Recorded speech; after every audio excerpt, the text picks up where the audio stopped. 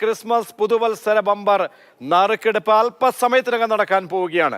ആരായിരിക്കും ആ 20 കോടിയുടെ ഭാഗ്യവാൻ എന്ന കാത്തിരിപ്പിലാണ് കേരളമുള്ളത്. പ്രശാന്ത് കൃഷ്ണ ചേരുന്നുണ്ട് നറുക്കെടുപ്പ് നടക്കുന്ന സ്ഥലത്ത് നിന്നും. പ്രശാന്ത്, എല്ലാ തവണയും ഇങ്ങനെ ബമ്പർ ഭാഗ്യ നറുക്കെടുപ്പ് സമയത്ത് നമ്മൾ ആദ്യം തന്നെ ഉറ്റുനോക്കാറുണ്ട് ആരായിരിക്കും ആ ഭാഗ്യവാൻ.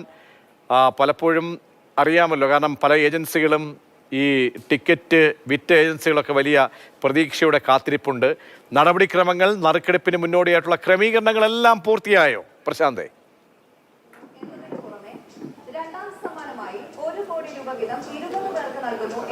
പ്രജീഷ്, ഇത്തവണത്തെ ക്രിസ്മസ് പുതുവത്സര ബമ്പർ ഈ ലോട്ടറി ഡിപ്പാർട്ട്മെൻറ്റിൻ്റെ കണക്കുകൂട്ടലുകളെല്ലാം തെറ്റിച്ചുകൊണ്ട് തന്നെ റെക്കോർഡ് വിൽപ്പനയിലേക്കാണ് കടന്നത്.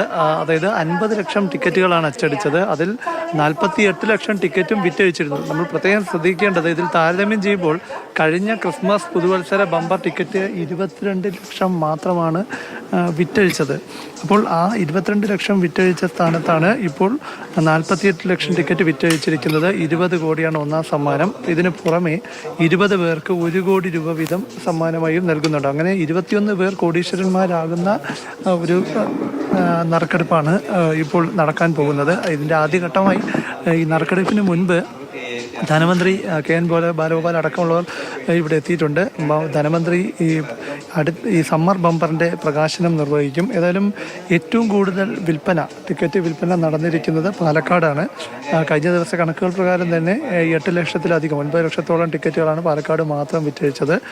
രണ്ടാമത് 5 ലക്ഷത്തിലധികം ടിക്കറ്റ് 6 ലക്ഷത്തോളം ടിക്കറ്റ് വിറ്റഴിച്ച തിരുവനന്തപുരം ജില്ലയും, മൂന്നാം സ്ഥാനത്ത് തൃശ്ശൂർ ജില്ല. ഏകദേശം 5 ലക്ഷത്തിലധികം ടിക്കറ്റുകൾ അവിടെയും വിറ്റഴിച്ചിട്ടുണ്ട്. അപ്പോൾ ഇത്തവണത്തെ ക്രിസ്മസ് പുതുവത്സര ബമ്പറിൻ്റെ കാര്യം എടുത്താൽ 2 ആഴ്ച വൈകിയാണ് ടിക്കറ്റ് വിപണിയിലെത്തിയത്. കാരണം ലോട്ടറി ഡയറക്ടറേറ്റ് ഈ സമ്മാന ഘടന ഒന്ന് പരിഷ്കരിക്കാൻ തീരുമാനമെടുത്തിരുന്നു. ഈ കുറഞ്ഞ സമ്മാനം 5000 രൂപയ്ക്കുള്ള സമ്മാനം കുറയ്ക്കുക, അത്തരത്തിൽ ചില ഘടനാപരമായ മാറ്റങ്ങൾ സമ്മാനത്തിൽ വരുത്തിയതുകൊണ്ട് തന്നെ ഏജന്റുമാർ കുറച്ച് പ്രതിഷേധത്തിലൊക്കെ ആയിരുന്നു.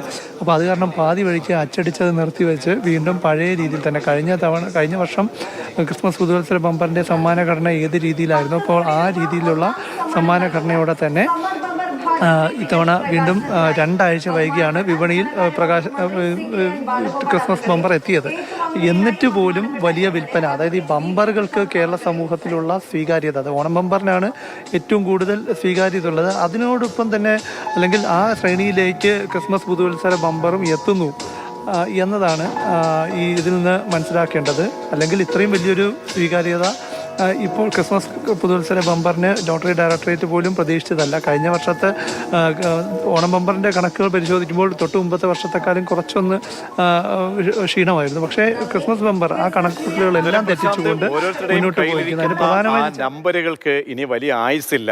അല്പസമയത്തിനകം അറിയാൻ കഴിയും. അതിൽ നേട്ടത്തിൻ്റെ പരകോടിയിലെത്തുന്ന ആളുകളുണ്ട്.